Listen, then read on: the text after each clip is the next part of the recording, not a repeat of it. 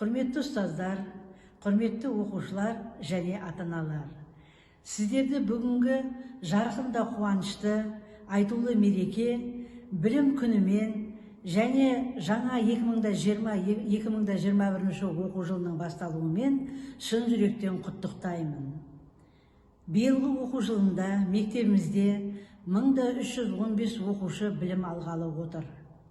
Осы оқу жылының ерекшелігі төтенше жағдайға байланысты 2-ші, 3-ші, 4-ші, 5-ші, 6-ші, 7-ші, 8-ші, 9-ші, 10-ші, 11-ші кластар қашықтықтан оқыту режимінде жалғастырады.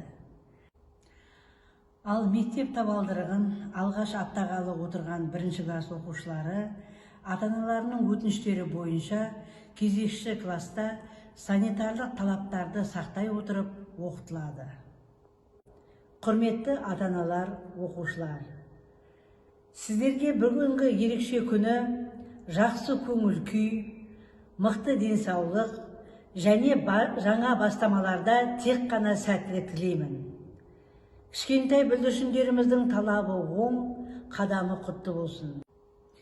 Ғұбайдолла Ақтаев атындағы нөмірі 6-шы орта мектебінің педагогикалық ұжымына жаңа оқу жылы толағай табыстарға, жақсы жаңалықтарға толы болсын.